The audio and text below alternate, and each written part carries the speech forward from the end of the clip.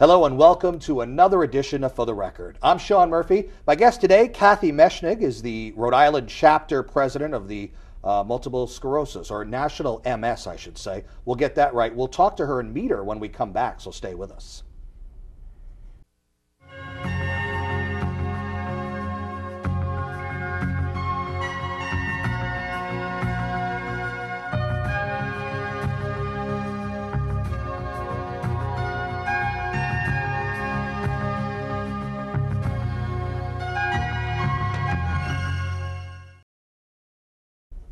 Welcome back to For the Record. I'm Sean Murphy. My guest today is a first-timer on the show. She's the chapter president, the Rhode Island chapter president for MS. Her name is Kathy Meshnig.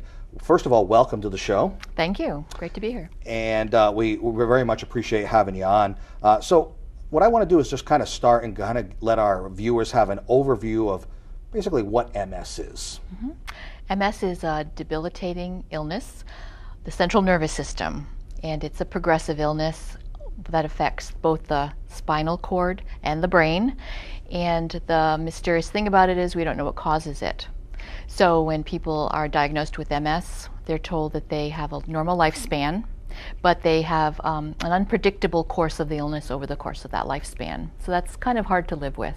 So you can't really necessarily, or can you live a normal lifespan, but maybe not necessarily a normal life per se? Yeah, and it depends on the MS. Every single person is different.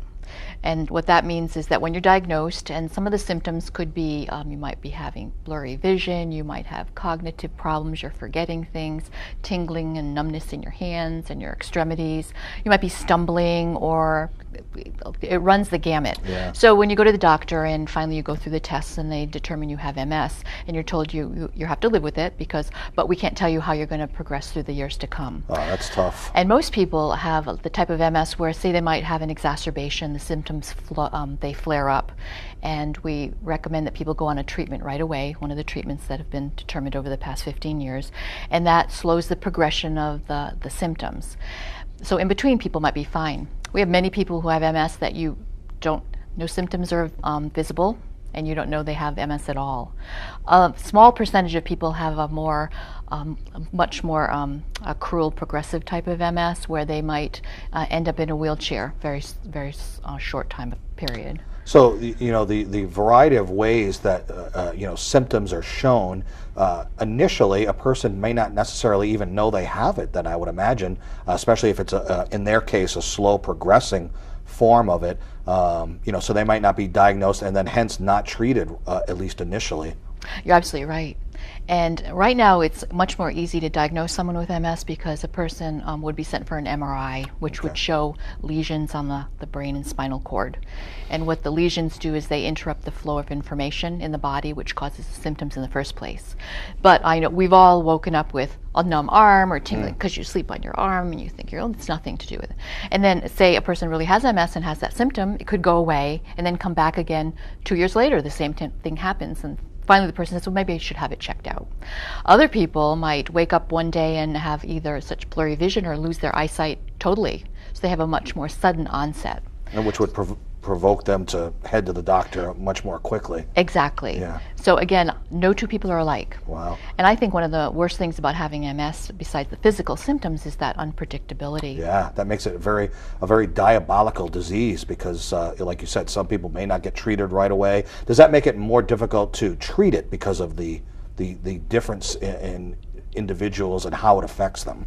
It depends. I think another theory is the longer you wait to start treating it, perhaps more damage has happened in your body. Right. And the damage is not reversible, not right now. So once the damage is done, it's still there. So you might plateau, and then you might stay at a plateau for the rest of your life and never have another exacerbation. That's why we encourage people to go on a treatment as soon as possible.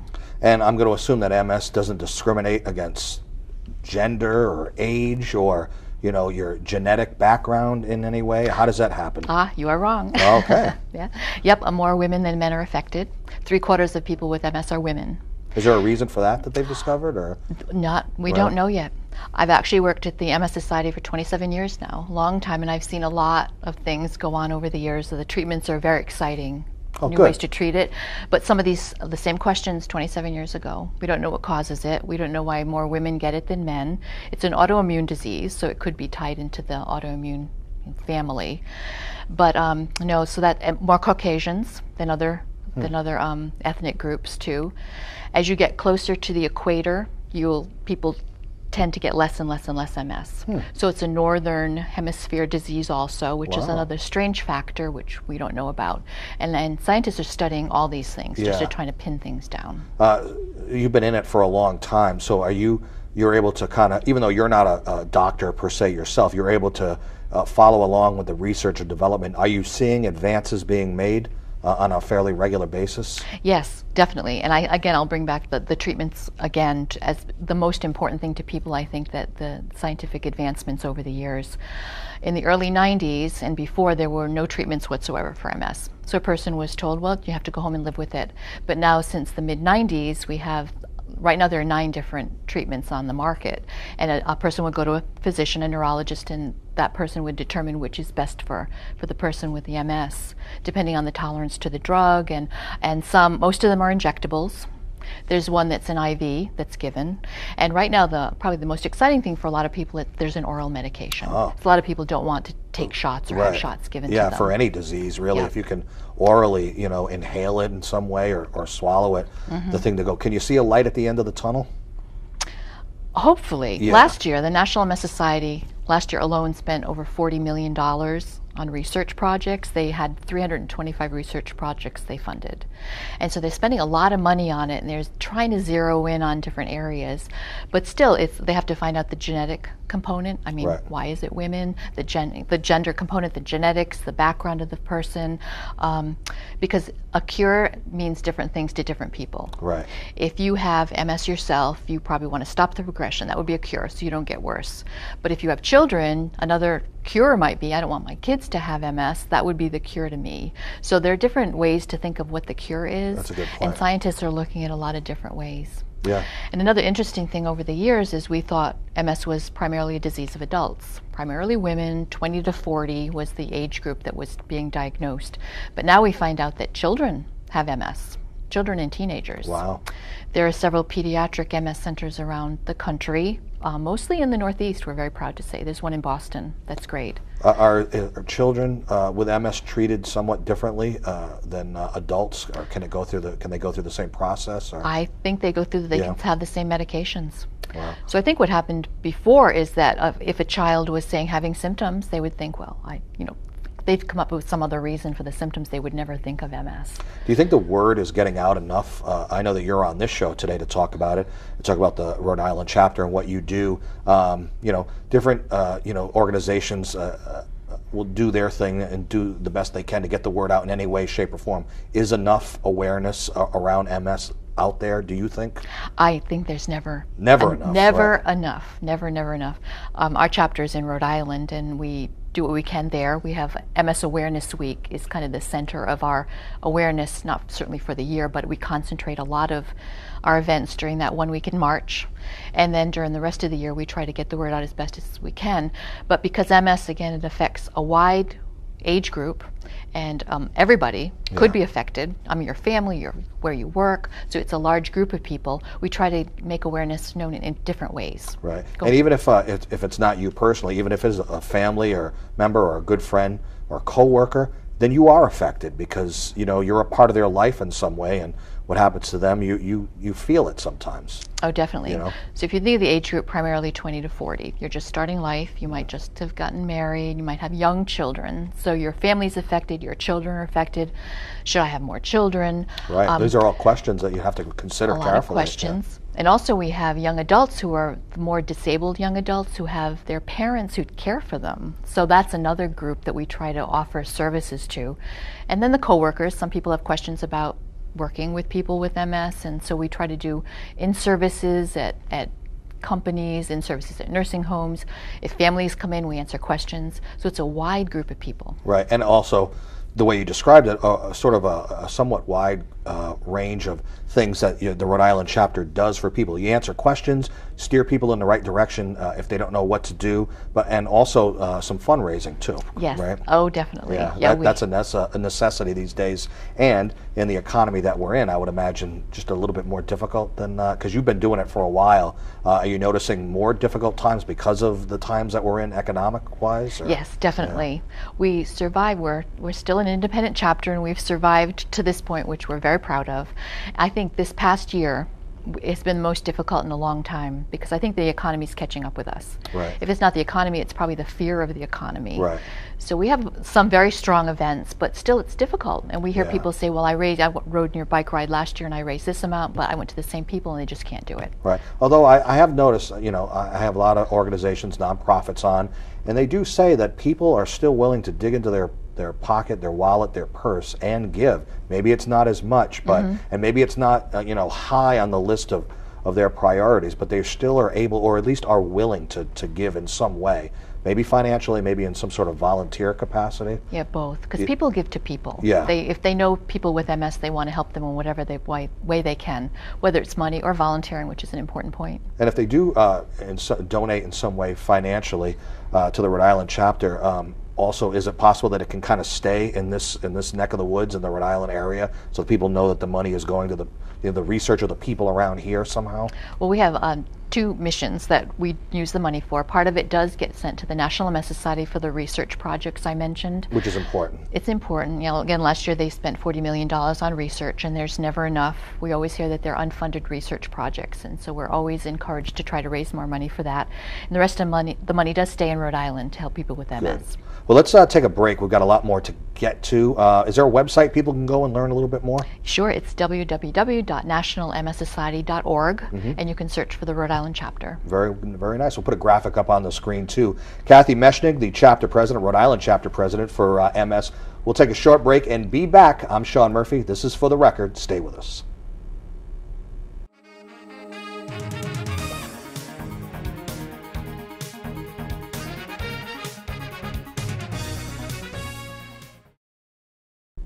Welcome back to For the Record. I'm Sean Murphy. My guest is Kathy Meshnig. She's Rhode Island chapter president for National MS, and we're talking about a lot of the things that you do in your chapter for Rhode Island.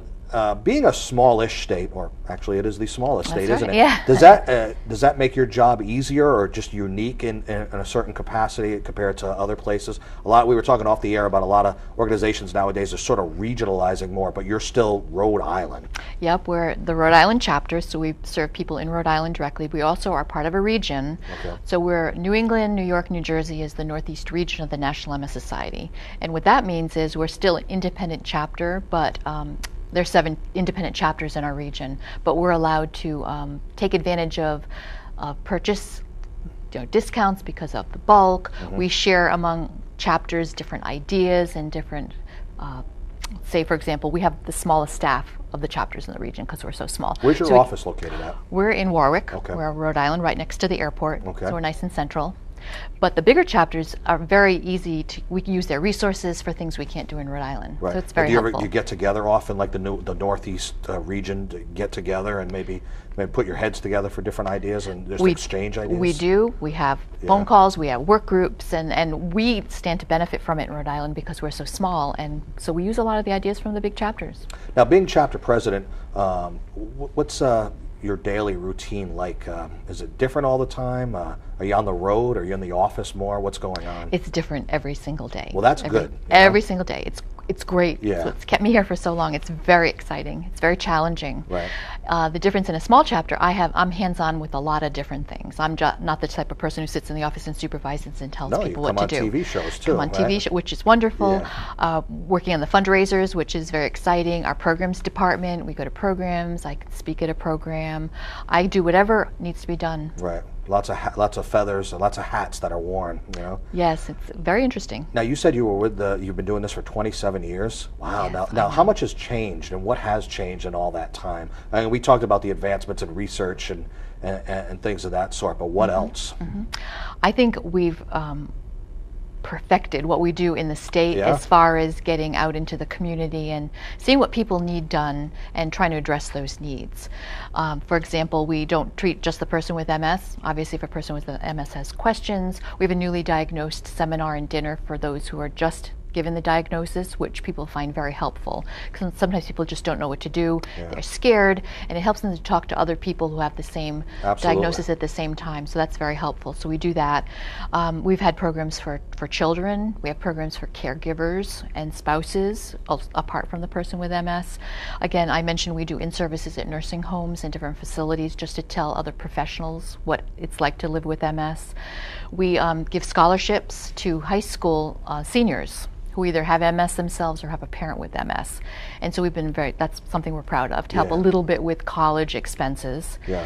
And last year we actually funded a medical student scholarship, because one of the things we want to do is make sure that medical professionals go into the field of neurology, and especially MS, point. to help people with MS. So we've done that also. Yeah, I was wondering if you had gotten into the schools and made talked about awareness at an early age, and apparently you do.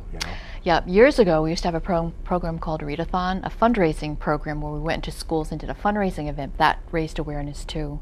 But anything we can do to help dispel some of the myths about MS. What are some of them? A lot of people think that MS is MD, muscular dystrophy. We Good get point, yeah. Jerry Lewis all the time, which is unfortunate. Yeah. So that goes to show what awareness will do. Very that will true, help. yeah. But MS, people think it's when they're diagnosed, it's they're going to end up in a wheelchair or they're going to have an early death, which is not true whatsoever. Right, we were They can talking have- earlier, you can live a normal life. Absolutely. Or somewhat normal life as best you can.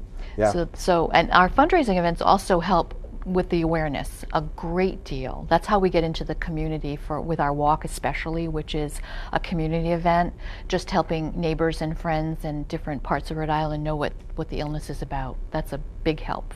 Now, when you get into fundraising, is your job different depending on the time of year it is? Is there more fundraising that's going on because you can do maybe more outdoor events in the warmer months than the winter? Well, it turns out most of our events take place between April and October. Oh. Actually, all of them do, between April and October.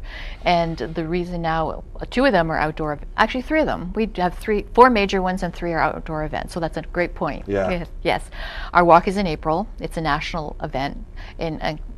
Around the country, it depends between March and May, perhaps, but ours is in April every year. So that's a big event for us. And we do a wine tasting that used to be in the spring. Now it's in August. That's our only indoor event, and that's a little bit different. It was started by a young professional group, a group of young adults who wanted to help their peers. And they all raise money. They all enjoy wine. They all enjoy. It's sophisticated, and it's been around for 25 years, so it's Right. great. So that's fun. In the fall, we do a jet pull at TF Green Airport, Wow. and that's very fun. Yeah. That's an outdoor event. We team up with FedEx, and we get teams of people to actually pull the FedEx. This year, it's a 757 jet. And we give out prizes. People dress up in costumes. That's in October, and that's a lot of fun. Yeah. But our biggest event is our June bike ride. It's Okay, a that's the one that's coming up. Let's talk about that. Yeah, one. that's it's our marquee event. It's wonderful. We hope to raise over $800,000 this year with that. In Rhode Island, that's spectacular. Yeah. It's our 25th anniversary, and we hope to have 1,000 bicyclists ride 2 days, June 16th and 17th. And this year we're starting to celebrate our 25th anniversary. We're going to be able to ride over the Newport and Jamestown bridges. Oh, wow, that's fantastic. It's wonderful. We've gotten special permission from Yeah. transportation in Rhode Island to do that, and we have people coming from all over the country. Now, are you always looking to better last year's financial performance, but at least by a little bit? And have you been able to do that over the course of the years? We always hope to raise as much money as possible. Right. This year we're hoping to raise 10% more than last year, which okay, is a good. lot. We've bumped it up over the years. Now, how does it work as far as fundraising? Does somebody sponsor a team? Do you just ask for donations? How does it all work? Every cyclist who participates has to raise at least $250 to ride. That's our requirement. And most people are on teams.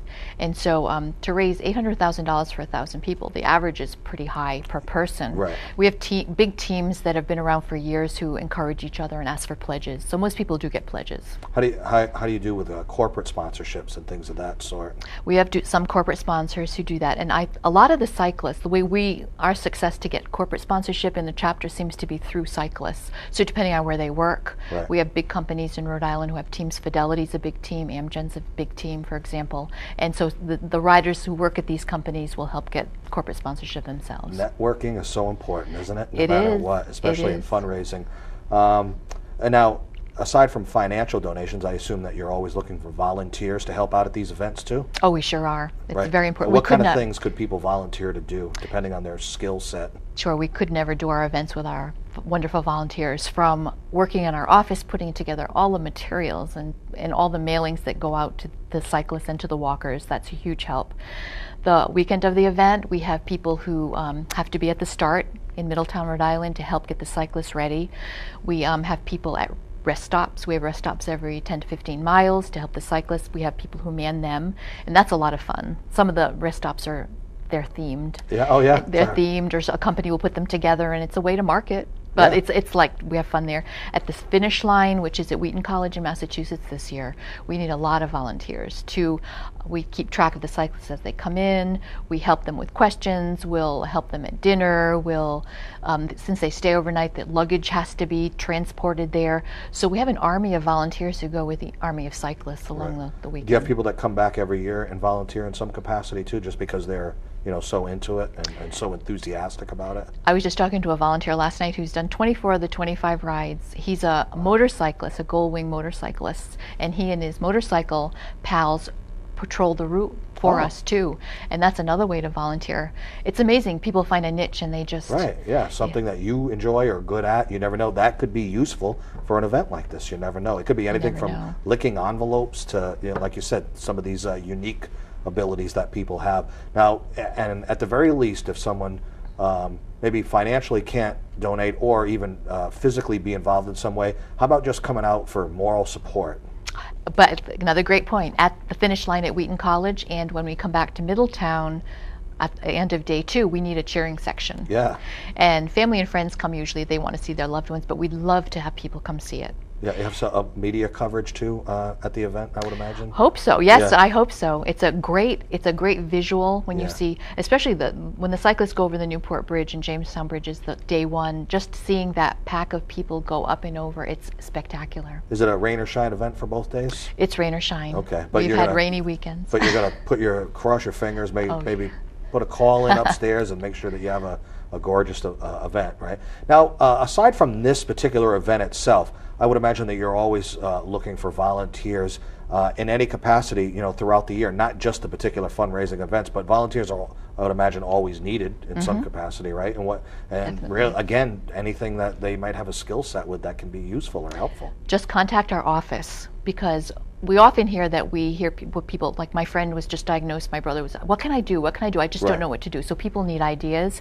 So if they call our office, Joanna Powers is our volunteer manager. She'd love to talk to them.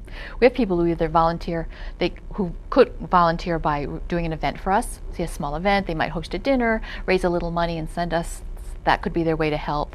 Or again, like I mentioned, just come to the office, help day-to-day activities, perhaps attend a patient program with, I'm just trying to think of different Yeah. ideas, a client Answer program phones, and man the table for us, or be trained to get the word out. It's amazing how when someone either is diagnosed or someone very close to them is diagnosed, they suddenly have a vested interest in learning as much as they can, and then will follow advancements and research and things of that sort because suddenly it's part of their life now. Exactly. It's amazing. And you never know. We've had teachers and coaches at schools who have brought their students as a community activity program to our events or just to learn about it. And it's just, what a great help. We never thought of this. We never thought of that before. Yeah.